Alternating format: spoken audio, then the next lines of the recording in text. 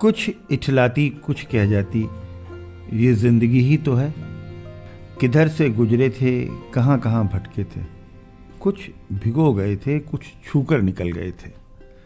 कुछ रुला गए थे, कुछ बहा ले गए थे। आओ गाते हैं तराने अनुभवों की दुनिया के। नमस्कार दोस्तों, आप सबका स्वागत है national institute of social defence और ministry of social justice and empowerment, government of India, media for community foundation New Delhi और पीपल्स इनिशिएटिव लखनऊ के संयुक्त तत्वाधान में वरिष्ठ नागरिकों द्वारा प्रस्तुत इस खास कार्यक्रम श्रृंखला अनुभव लखनऊ में, जिस प्रोजेक्ट को कंसीव और डिजाइन किया है डॉक्टर आर श्रीधर, श्री आलोक वर्मा जी और श्री अरविंद नारायण मिश्रा जी ने। रेडियो कोऑर्डिनेटर हैं अरविंद नारायण मिश्रा जी और प्रोडक्शन कोऑर्डिनेटर हैं कुश त्रिपाठी। दोस्तों, कार्यक्रम में प्रवेश करने से पहले मैं एक बार आपको एक टोल फ्री नंबर बताना चाहूंगी जो हमारे सीनियर सिटीजन्स की मदद और सपोर्ट करने के लिए है।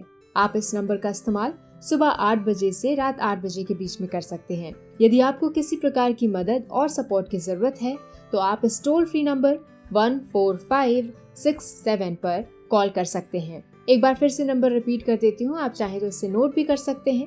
14567।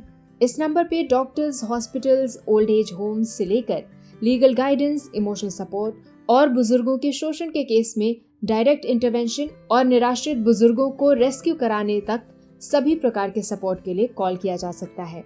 अब आइए दोस्तों, बढ़ते हैं कार्यक्रम की ओर। मैं हूँ तृप्ति और ये कार्यक्रम आप तक लेकर आ रहे हैं अनुभव लखनऊ। आइए शिखा जी, आपका स्वागत है पॉडकास्टिंग के अनुभव चैनल पर। श्रोताओं को बता दें, जब हम किसी सामान्य गृहिणी की इमेज एक सोचते हैं दिमाग में, और सीरियल में और फिल्मों में भी ऐसी दिखाई पड़ता है, एक हैरेस्ड हाउसवाइफ सुबह से शाम तक कुछ घर के कामों में उलझी हुई है, कुछ पति को देख रही है, कुछ बच्चों को देख रही है, और उसके बाद कुछ बाल की लटें दाएं बाएं भाग रही है, पसीना है और ठीक से कपड़े भी नहीं पहने हैं। इस परेशान हालत में आपको दिखाई पड़ेंगी गृहिणियां। इन सब के बीच में शिखा जी हमारे बीच में हैं। इनको मैं 10, 15, 20 साल से देखता आ रहा हूँ और उन्होंने कभी गृहिणी जैसी परेशानियों का रिफ्लेक्शन नहीं रही हैं। खुश रहती हैं, पता नहीं कैसे खुश रहती हैं। यही सवाल बहुत साल से दिमाग में चल रहा है कि हर आदमी की जिंदगी में इतनी समस्याएं हैं, उनके बीच में आराम से रहती हैं, खुशी से रहती हैं, जबकि किसी बाबा और स्वामी जी की सोहबत में नहीं है, आध्यात्मिक ग्रोथ नहीं हुई, तब भी खुश हैं। ये मंत्र इनसे आज पूछने की बड़ी इच्छा है। शिखा जी, कुछ बताइए। ऐसा है अरविंद जी, ऐसा नहीं है कि मेरे पास प्रॉब्लम्स नहीं हैं, प्रॉब्लम्स आती हैं और परेशान भी होती हूँ, लेकिन मेरे पास एक बहुत ही अच्छा गॉड गिफ्ट है सेल्फ काउंसलिंग का। जब मुझे कोई प्रॉब्लम होती है तो अपनी सेल्फ काउंसलिंग करती हूँ। ऐसे नहीं ठीक कर लो, कोई बात नहीं, हो गया, जाने दो, और बहुत जल्दी मैं अपने आप को कन्विंस कर लेती हूँ और खुश हो जाती हूँ और जो प्रॉब्लम है उसको भूल जाती हूँ। खुश हो जाती हैं तो खुशी के ऐसे कौन कौन से मौके हैं जो बिना दस्तक दिए आ जाते हैं, चुपचाप आ जाते हैं, या आप उनको बुलाती हैं इन खुशी के मौकों को, और क्या करती हैं उस मौके पर? बुलाते भी हैं और बिना दस्तक के भी आ जाते हैं। जैसे कि कभी कभी आपने देखा होगा कि लोग जो है अपने घर में बैठे हुए हैं और उनके अचानक गेस्ट आ गए तो बड़ा परेशान हो जाते हैं। मेरे संग ऐसा नहीं है, हम उससे भी खुश हो जाते हैं। अरे वाह, आ गए, कोई बात नहीं, मेरे यहाँ 10 चीज़ें खिलाने की नहीं है, 2 ही हैं, मैं उसे भी खिला के खुश रहती हूँ और मुझे बहुत अच्छा लगता है। कोई आए, किसी से मैं मिलूँ, ये मेरे लिए जो है वो खुशी का बहुत एक कारण है। मुझे बहुत अच्छा लगता है और सबसे ज़्यादा खुशी मुझे तब मिलती है जब मैं कुछ बनाती हूँ खाने का और लोगों को पसंद आता है और लोग उसकी तारीफ़ करते हैं, तो मुझे बहुत खुशी होती है, क्योंकि मेरे को कभी भी खाना बनाना पसंद नहीं था। इसके बावजूद भी मुझसे पता नहीं कैसे कुछ कायदे की चीज़ें कभी बन जाती हैं। शायद ये मेरी माँ का गुण मेरे अंदर आया है, क्योंकि जब बनाती हूँ उस समय दिल से बनाती हूँ। उस समय मुझे ये नहीं लगता है कि अरे हटाओ टालो, ऐसा नहीं है, तब मैं दिल से बनाती हूँ। मतलब ये कि रूटीन खाना बनाना सुबह शाम एक अलग बात है, और दोस्त मित्र करीबी लोग जब आगे बैठे हों, हाँ, उनके लिए खाना बनाना एक अलग मुद्दा है। बिल्कुल बिल्कुल, तब मुझे बहुत मजा आता है और बहुत खुशी मिलती है। खाने में भी एक आजकल समस्या शिखा जी आ रही है कि अब पूरा खाना जो हम लोग रोटी दाल सब्जी और पूरी कचौड़ी और मिठाइयाँ खाया करते थे, वक्त बदल गया। अब ये डाइट फूड का तरह तरह के प्रश्न चल रहे हैं, तो आप कुछ डाइट फूड में वेंचर करती हैं कि नहीं? हाँ, थोड़ा बहुत करते हैं और जैसे आजकल चल गया है बड़ा ओट्स का कि ओट्स खाने चाहिए, पर इतना बेस्वाद होता है ना कि उसको खाने में मज़ा नहीं आता। तो थोड़ा स्वाद चेंज करने के लिए मैं एक छोटी सी रेसिपी बताती हूँ कि आप ओट्स को जो है वो 1 कप ओट्स को पानी में भिगो दें, और जब वो थोड़ा फूल जाए तो उसमें सूजी और बेसन डाल करके और छोटी छोटी प्याज, अदरक, लहसुन, प्याज जो भी खाते हो, या सब्जियां छोटी शिमला मिर्च वगैरह डाल के और उसका आप चीला जैसा बना लें, तो आपको एक नरिशमेंट भी मिल जाएगा और टेस्ट भी मिल जाएगा। ओट का चीला, बिल्कुल ओट का चीला बहुत अच्छा। और ओट्स को भून करके भी और उसको मिक्सी में पीस के उसका पाउडर बना लें और आटे मिला करके उसका लड्डू भी बना सकते हैं, वो भी बड़ा नरिशिंग होगा। तो जो उसमें घी पड़ता है ना, तो ओट्स जो उसको बराबर कर देता है, उसके जो भी फायदे हैं वो आपको मिल जाते हैं। और डाइट फूड में कोई और बात बताना चाहेंगे आप? बहुत सी चीज़ें हैं, बहुत सी चीज़ें ऐसी हैं, जैसे आजकल लोग स्प्राउट्स खाते हैं, तो स्प्राउट्स को मैं ये कहूँगी कि उसमें नमक वमक ना डालें, आप बिना नमक के खाएं, जिससे कि आपको बीपी की प्रॉब्लम भी ना हो, और बिना नमक का टेस्ट डेवलप कर लें स्प्राउट्स में तो अच्छा लगेगा। और उसमें कुछ लोग प्याज नींबू डालते हैं टेस्ट के लिए, कतई ना डालें, एकदम सादा खाएं। अच्छा, ये बताइए आपका पास टाइम क्या है? अब बच्चे बड़े हो गए हैं और हस्बैंड के साथ भी इंटरेक्शन, उनकी अलग सोशल लाइफ सबकी होती है, तो जो आपके पास खाली समय है उसको आप किस तरह उसका उपयोग करती हैं? देखिए आजकल बहुत बड़ा आपकी सिलाई की भी हमें बुटीक वगैरह खोलना कोई ख्वाब रहे हैं आपके? कुछ आप सिलाई करती हैं, कैसे क्या करती हैं? देख, सिलाई एक ऐसा हुनर है जो कि लोगों के अंदर जो है वो शायद बचपन से आ जाता है, मुझे भी ऐसा लगता है, क्योंकि जब मैं 10th में थी और मैंने अब होम साइंस सब्जेक्ट लिया था, तो उसमें मैंने सिलाई की कुछ चीज़ें बनाई जो मेरी एग्जामिनर थी उसको बड़ी पसंद आई और वो उठा के ले गई। तो मेरी मम्मी को बड़ा ख़राब लगा कि तुमने पहली बार को जितना अच्छा बनाया और वो एग्जामिनर ले गई। तो उन्होंने हमारी प्रिंसिपल से कहा कि भाई ये तो ठीक नहीं लगा मुझे, तो मेरी प्रिंसिपल ने एग्जामिनर से वो सामान वापस मंगवा लिया।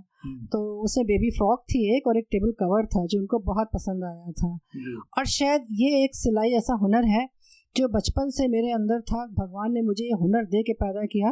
क्योंकि जब मैं गर्मियों की छुट्टियों में अपने ननिहाल जाती थी तो वहाँ मेरी मामियाँ और उनके बच्चे सब कपड़ों का बंडल मेरे सामने रख देते थे कि अब इसका कुछ बना दो, तो हम डिज़ाइन करके कुछ ना कुछ बना देते थे और उन लोगों को बड़ा पसंद आता था।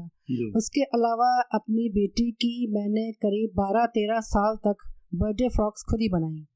मैं जाती थी ऐसे शो, जरा सा आइडिया लेकर के आती थी मार्केट में और फिर कुछ दिमाग से अपना लगा करके और उसको डिज़ाइन करती थी और लोगों को बड़ा अच्छा लगता था। लोग देखते थे, कहते थे शिखा तुमने बनाई है ये फ्रॉक? हमने कहा मैंने बनाई है। ये है। अब तो बच्चे बड़े हो गए, अब ये शौक किसके लिए कैसे पूरा हो रहा है? अब ये शौक मैं चूँकि खुद अब सिलने में थोड़ा सा नेचुरली उम्र के साथ उतना टाइम नहीं दे पाती हूँ, तो मैंने एक टेलर रखा हुआ है और मैं कुछ cushion covers, runner, dining table cover और दोहर इस टाइप का काम कर रही हूँ। मैं सूट्स नहीं सिलवाती हूँ क्योंकि सूट्स में ना लेडीज़ बहुत तमाशे करती हैं, टाइट हो गया, ये हो गया, डिज़ाइन नहीं अच्छा है। तो जो मैं बनवाती हूँ वो लोगों को पसंद आता है और वो मुझसे लोग ले जाते हैं। सब लोग अपनी जवानी में और नौजवानी की शुरुआत में कुछ ख्वाब देखते हैं, ख्वाब बहुत कम पूरे होते हैं, ज़्यादातर तो वो अधूरे ही रहते हैं। तो ऐसा कोई ख्वाब हो जो अभी आपके दिल में अभी चेस कर रहा हो या कोई आपने पूरा कर लिया हो, उसको शेयर करना चाहेंगे? हाँ बिल्कुल। मेरे दिल में सबसे बड़ा ख्वाब तो ये था कि मैं अपना कुछ एक काम करूँ, शोरूम खोलूँ, पर शायद मैं थोड़ी लापरवाह नेचर की हूँ, इसलिए मैंने इसको ज़्यादा करने की कोशिश नहीं करी और उम्मीद लगाए हुए हूँ कि मैं एक दिन खोलूँगी, ये भी है साथ में। उसके अलावा मुझे ना बचपन से कैरावन का बड़ा शौक़ रहा। जब से मैंने लाइफ में पहली बार कैरावन देखा तो मुझे लगा कि ये मैं बनाऊं और मैं इसको लेकर के पूरी जगह उसी के साथ घूमूं फिरूं, उसी में खाना बना रही हूँ, लोगों के घर के बाहर जाकर उसको खड़ा कर दिया, उनसे मिले और फिर से बैठे और आगे चले गए। देश विदेश हर जगह मैं उसी से अपनी जो है वो जर्नी करूँ, ये एक मेरा ड्रीम है। ये कारवां फिल्म में जो गाड़ी चलती थी उसके बाद बहुत सारे लोगों को ये देख के वैसे मैंने कारवां फिल्म तो नहीं देखी, लेकिन इसके बारे में सुना था, तभी से मेरे दिमाग में ये घूमने लगा कि ऐसा कुछ होना चाहिए। सिलाई में आजकल कपड़े और कलर्स, डिज़ाइन सब तो चेंज हो गए हैं, इसको आप कैसे इसमें इससे अपडेटेड रहती हैं और कैसे उसका उसकी कमर्शियल वैल्यू, मार्केट वैल्यू में आप कैसे सस्टेन करेंगे इसको? एक्चुअली क्या है, आजकल ये ऑनलाइन शॉपिंग का बड़ा ट्रेंड चल गया है। उसमें क्या होता है कि हर चीज एक डिजाइन की 100 दिखाई पड़ती है। आप ऑनलाइन देख रहे हैं या किसी भी स्टोर में जा रहे हैं तो आपको एक जैसे कपड़े दिखते हैं, वो थान के थान लेके वो लोग बना देते हैं। मैंने क्या किया है कि मैं अपने मन से डिजाइन करती हूँ अलग अलग। मेरे कोई भी डिजाइन रिपीट नहीं होते हैं। भले लोगों को पसंद आए ना, ये बात अलग है, लेकिन मैं मार्केट से डिफरेंट रखती हूँ उसको, और डिफरेंट रखना चाहिए क्योंकि लोग जो डिफरेंट चीज़ें पसंद करते हैं। इसके अलावा कुछ पास टाइम सोशल सर्विस के सेक्टर में कुछ ऐसा अनुभव रहा आपका? हाँ, मैं एक ग्रुप से जुड़ी हुई थी जिसमें कि मैंने एक गांव में जा कर के वहाँ की लेडीज़ को कुछ पर्सनल हाइजीन के बारे में बताना था। तो वो सब जाकर के हम लोगों ने 3-4 जगह जाकर के बताया। कोविड पीरियड में कि पहले? उसके पहले कोविड पीरियड में तो सब जगह बैन था निकलना, तो हम लोग जा नहीं सकते थे। इसके पहले जो हम 2 साल पहले की बात है, उसके बाद से तो कुछ ऐसा माहौल हो गया है कि अब सब चीज़ें उतनी नहीं हो पा रही है, लेकिन हम फिर शुरू करेंगे इसको। और हम पहले एक रहते थे अलीगंज में, वहाँ पास में एक पुरानिया गांव था, तो वहाँ के बच्चों को भी जो है वो पढ़ाने का काम मैंने किया।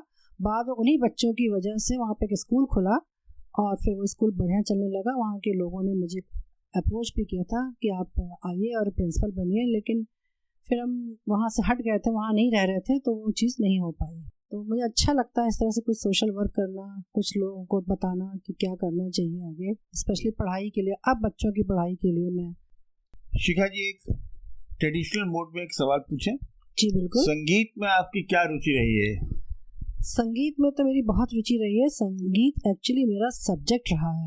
मैंने 10th में, 12th में और BA तक वोकल म्यूज़िक मेरा सब्जेक्ट रहा है, क्योंकि मतलब मेरे गले में सुर था या है कह सकते हैं अब तो उतना नहीं रहा, लेकिन जब मैं छोटी थी तो मैं गाने गुनगुना रही हूँ कि मुझे पता नहीं। मम्मी मेरी बताती हैं कि जब उन्होंने मुझे देखा कि मैं कुछ सुर में गा रही हूँ तो उन्होंने मुझे बताया कि जो मैंने अपनी लाइफ में पहला गाना गाया था जिसको मैं गुनगुना रही थी, जिसको उन्होंने सुना, वो गाना था कंकरिया मार के जगाया। गा दीजिए उसको, फिर वो रिलीव कर लीजिए अपनी मेमोरी। अच्छा, मैं एक लाइन गाती हूँ।